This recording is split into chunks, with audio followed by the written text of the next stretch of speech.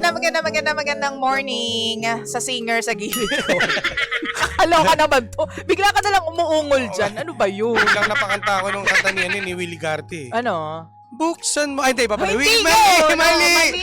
Yung bawal na gamot. Bawal na gamot. Iba yun eh. Ay, mali.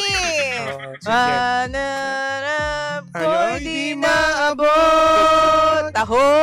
Dahil sa bawal na gamot. Taho. Yeah.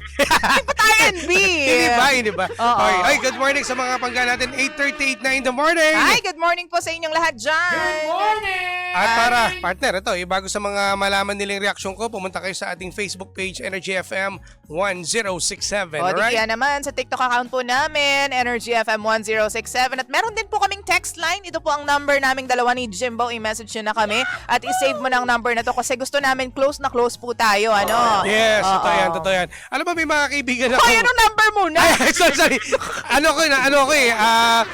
Masyadong nadala ako doon sa Carried kwento. away. Gusto ko lang agad banatan. Pero ito 09 Banatan. 45 367 8792. Isa pa, one more time. 09 45 367 8792. Yun. 09. Tama Tama na. Okay na. Ayan na po yung text line namin. So marami po kayong paraan para makapag-reach out. Oo. Magsabi po ng inyong mga opinion at advice din para dito kay Mega na sinend po yung kanyang story sa facebook.com/lindsay1067. Si Megan to. Megan! Doon! Ay, mali! Ayan, ito na. Si Megan. Papahamak tayo. Pero nakakaawa. Ito yung reaction ko muna, partner. Ako yung naiiyak, no? Iiyak ka dyan. Kasi, since Throwback Thursday ngayon, parang nag-flashback sa akin yung mga kaibigan ko na naranasan ito. Okay. Naranasan ito. Hindi yung mismong gumagamit. Okay. Hindi kasi kailangan mas maganda kung 'di ba, malapit lang sa puso natin yung mga naka-experience para makapagbigay tayo ng sound advice. Yes. Alam mo, sa totoo lang kay Megan, naintindihan ko yung part na yun na nagtiwala siya ilang beses pa ulit eh. Kasi mahal diba? niya eh. Mahal niya. Tsaka asawa niya yan eh, 'di ba? Oo. So ang naging palaisipan sa akin. Nakilala niya na gumagamit na to. Oo, diba? alam niya talaga, Alam partner. niya Hindi ba siya nakijamming doon? Hindi natin alam. Kasi di ba yung mga ganyan, feeling ko hindi naman. Hindi naman. Pero sa pagkakaalam ko, kapag yung isa, may posibilidad din na tumikim ka din. Oo, yun nga. Diba? Or ma-impluwensyahan. Yan yung side mo. Yung side ko naman, baka naman siya, ginawa niya hanggang sa mag-asawa sila kasi gusto niyang baguhin yung buhay. Pwede. Dahil ginagawa niyang project. Oh, no. Okay. Gawin niyang robot. Yun. Mali! Ayan. So, dito kasi sa sitwasyon na to, medyo maselan to mga panggano. Lalo na, mag-asawa, no? Tapos, gumagamit pa ng bawal na gamot. So, sobrang bilib ako kay Megan kasi nga nakita ko yung sakripisyo na ginagawa niya para pagbigyan bigyan ng chance itong asawa niya na di ba, one is enough nga eh. Two is too much. Masyadong marami ilang beses, no. Ang nakikita ko dito, partner, no, hindi dapat kahit sabihin mo sa kanya yung pagbabago, lahat iwasan niya. Hindi niya maiwasan yan eh. Kasi yung tao mismo, tandaan niyo to lahat ng itong tao na gumagamit, sila mismo ang makakapagbabago sa sarili nila. Sila lang ang makakapag-control niyan. Sila lang, oo. Oo. Di ba nga, mayroon akong isang napanood na video, isang interview siya. Kapag daw pumunta ka sa rehab, hindi ko naman sinasabing lahat pag pumunta ka sa rehab, mas lalo ka pang mababaon. Kasi doon makikilala mo lahat ng tao.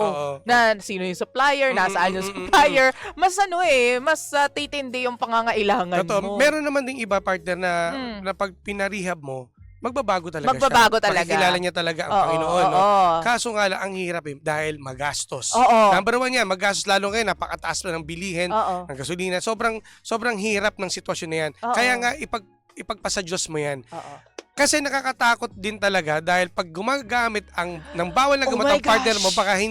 baka magkaroon pa ng pisikalan na dumating yan sa punto. Ang dami kasing pwedeng Ang mangyari. daming pwede mangyari, lalo't may anak ka. Oo. Diba? Diyan nangyayari. Sorry na po ha, medyo magiging medyo mag-iingat kami ni Jimbo sa mga sasabihin Oo. namin. Pero ang daming pwede mangyari. Ang daming mga krimen na nagaganap Oo. just because merong gumagamit ng bawal na gamot. Kasi nilalason ng isipan natin ng True. droga eh. Oh Tandaan my niyo yan. goodness. At ang mga sasabi ko lang dito sa kay Megan, no?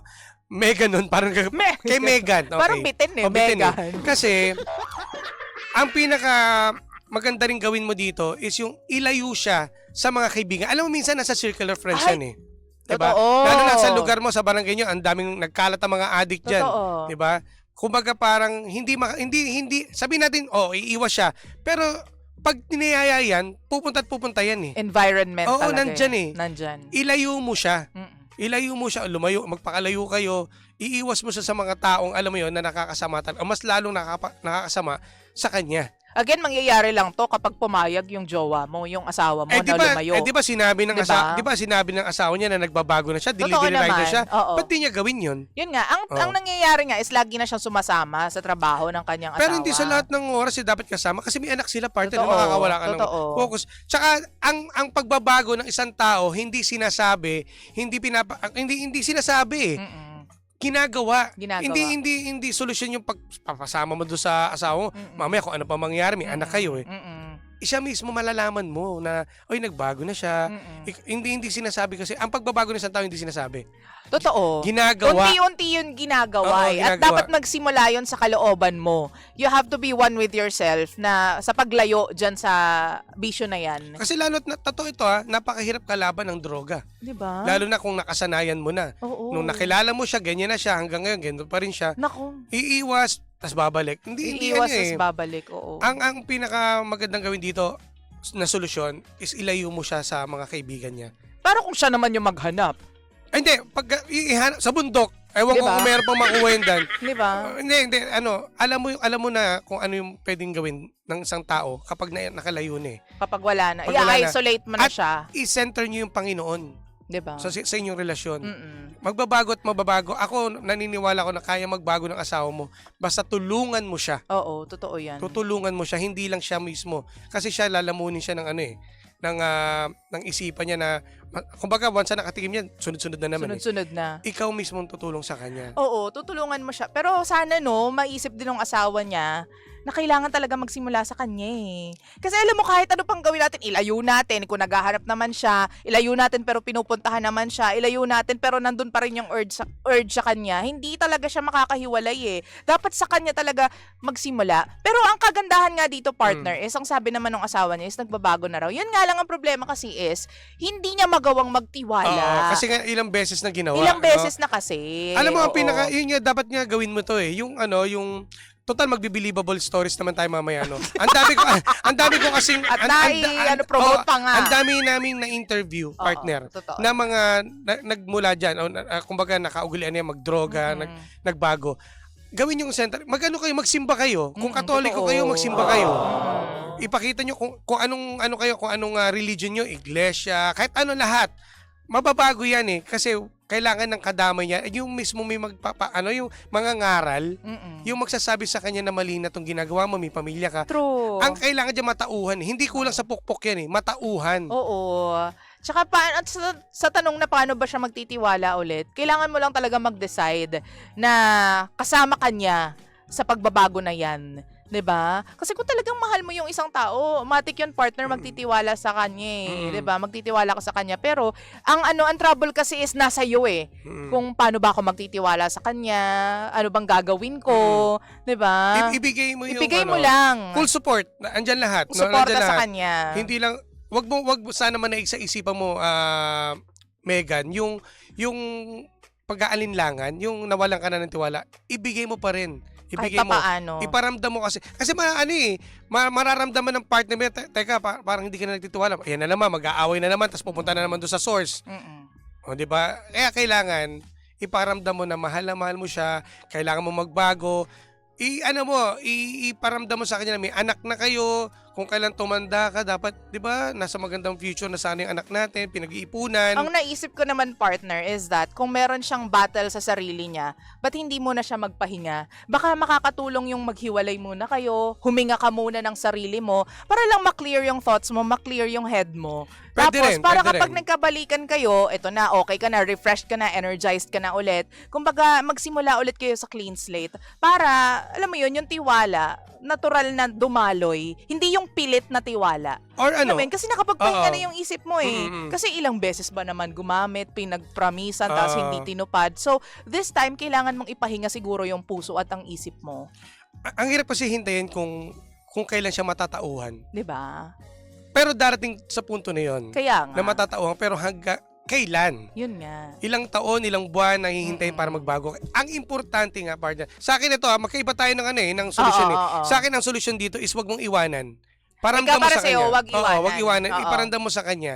Ilayo mo siya. Mm-mm. Sa mga, pwede, ano ba to? May umuupa or nasa bahay na? Hindi naman O, na-mention. Mas maganda, ilayo mo. Yun lang naman solusyon din, ilayo mo. Ang dami kong kaibigan na nalulung sa droga. Oo. Ang ginawa niya, lumipat sila ng bahay. Talagang Lumayo inalis siya dun sa environment, Oo, sa na yun. Nandun yun eh. Nandun pa rin yan eh. Kasi hanggang nakikita mo yan sa lugar niyo, sa kanto niyo, sa gilid ng kalsada. Oo. Dating kasi magtatawagan yan. Oo. O ano pare, ganyan. O. Diba? Hanggang sa, eto na naman, babalik na naman sa bisyo. Mas pinaka-importante dito is ilayo mo siya. Yun lang yung magandang solusyon. Oo. Ilayo mo siya at mamuhay kayo ng maayos. Ng payapa. Ng payapa. Ako, ang rason ko naman is kahit papano, ikaw ipahinga mo yung isip mo. Kasi naawa ko dun sa babae partner eh. 'Di ba? Ang hirap nasa kanya yung yung pagod ba? Totoo. Nasa kanya yung pressure. Kaya ipagpahinga mo muna yung sarili mo. Ngayon, kung talagang gusto niya magbago at gusto niyang bumalik sa'yo, then mangyayari yan kapag ready ka na din. Mm-mm, 'Di ba? tama. Hindi nyo kailangan ipilit kasi napagod ka na for so long eh. Oo, So oo. magkaiba kami ng punto ni Jim, pero okay lang yan. Mamili na lang kayo, no? Kung ano susundin nyo. Kasi ako, subok talaga yun, partner, sa mga Oo. kaibigan ko talaga na Oo. nagpakalayo-layo, bumalik, kumbaga kinamusta niya yung lugar namin na binalikan niya. Mm-mm. Iba Iba na siya, totally ibang tao na. Ibang tao na, tsaka makajos na Nakajos partner. na. Sobra, Oo. sobrang Iba-iba siguro religyoso. talaga ng atake, pero isa lang yan na magpo-fall dyan eh. Oo. Isa lang eh. Magbabago ka. At choice mo yon na magbago. Parehas tama yung solusyon natin. Mm-mm. Mamili na lang nga kayo doon. Oo. Ha, basta tayo konting comments, partner. Sabi dito ni Grace Lasal, hello po sa inyo, mahirap talaga makawala sa drugs, pero sinasabihan naman po ng partner mo, sinasabihan ka naman po ng partner mo, kaya sana din bigyan mo siya ng chance. Correct. Sabi ni Len Prado, naguluhan na siya. Ewan, Oo, bahala ewan. kayo. Sabi ni Juan Carlos, kung nakikita mo naman po na nagbabago po siya, magbabago po yan. Huwag kang matakot, magtiwala ulit. Kasi ganun pa rin talaga ang pagmamahal ng isang tao. Handa ka sa lahat, huwag ka susuko dahil pagod ka na, pwede magpahinga, pero huwag sumuko, huwag mo sukuan ang asawa mo. Oo. Pero kung sa tingin mo na hindi na magbabago, magdesisyon ka na kung iiwan mo o hindi. Yun, kasi sayang ang oras sayang ang buhay eh. Kasi baka mamaya bumalik-balik na naman, tapos ganyan na naman yung mangyari. Hanggang kailan ka babalik sa ganyan? Tama. Hanggang kailan ka magtitiis sa ganyang tao? Sabi naman ni Irene Villanueva, mahirap po talagang kalaban. Yan, sa paglago ng isang tao. Megan, tiyaga lang po, pasasaan pa't babalik din ang tiwala mo dahil mahal mo siya at ang pamilya mo. Diba? Tama. Ito naman, Oo. sabi naman to ni Rodel. Ang sabi. Simple lang naman yan. Parihab mo na lang. Kasi kahit ilayo mo yan, ano to? Kaya mo yan. Sige. Ano sali? Ano to Oo. sabi niya? Ano sabi niya? Kahit ilayo mo yan, sasalisi. Saan man sulok ng Pinas, may tropa, barkada at drugs. Nakakaloka. Rehab, Anyways, pwede mahirap naman talaga. ang rehab, no? Ano rin natin yan, gawin din natin solusyon ang rehab kasi kailangan din talaga maipunta dyan para magbago. Ha? Anyways, nako 8:51 na po ng umaga. Susunod na po si Kapitan Sisa. At syempre, thank you very much po sa pagtutok at paggantabay sa aming dalawa ni Jimbo kanina pang alas 4 ng umaga. Maraming salamat, kulang pa yung sasabihin ko pero yun na lang ha, Sige, bahala ka na Megan. last words. Go, Basta- Jimbo. Naniniwala ako na ang isang tao magbabago yan basta tulungan mo lang. Ayun.